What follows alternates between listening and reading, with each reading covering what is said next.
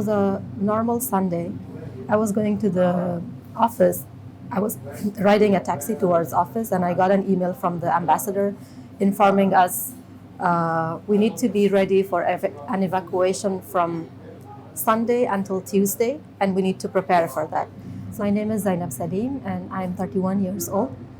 So I'm originally from Afghanistan, and we left Afghanistan last year after the fall of the government and when the Taliban took over Afghanistan.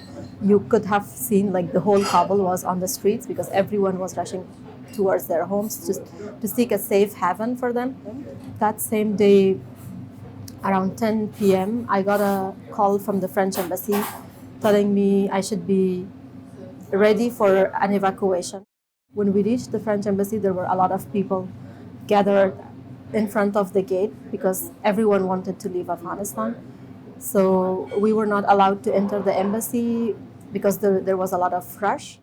The 2 days and 1 night outside the embassy were very scary because we were sitting there with a lot of, around maybe 3,000 people. But the Taliban were roaming around with their vehicles, with their guns and their arms. People were not leaving, and they hit some other people who would arguing with them and trying to stay outside the embassy. They brought us to the airport, and then we stayed 1 night and a day in the airport. We were then brought to the French army camp in Abu Dhabi. I left my home on August 16, the next day of the Taliban, and I reached Paris on August 20th. Most of my family members, extended family members, are in Afghanistan, like my uncles, my aunts, my paternal and maternal uncles. They are still in Afghanistan, but everybody is trying to find a way to come out of Afghanistan. My very own uncle was a victim of smugglers in Afghanistan. He was told he would be helped in one of the evacuation flights, and he paid the money to the person, but then his passport was taken from him and he was not on the list. A friend of mine, he lost one of his cousins to the smugglers because they took his money, and when he constantly asked them, when is the time that you would take me to either Iran or Pakistan, they killed him.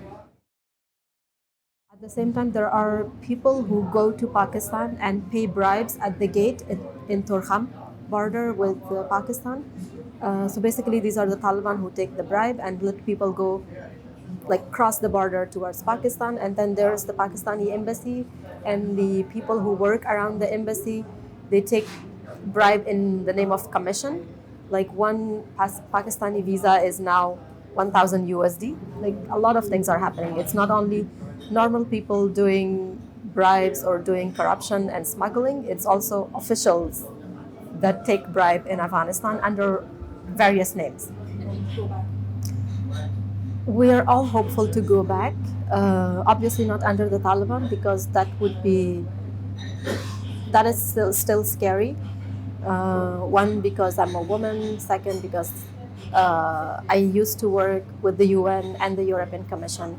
And during the Republican government, Taliban used to kill such women and men because they believed we were helping the international community. At some point in my life, I would go back to Afghanistan, and hopefully to an Afghanistan where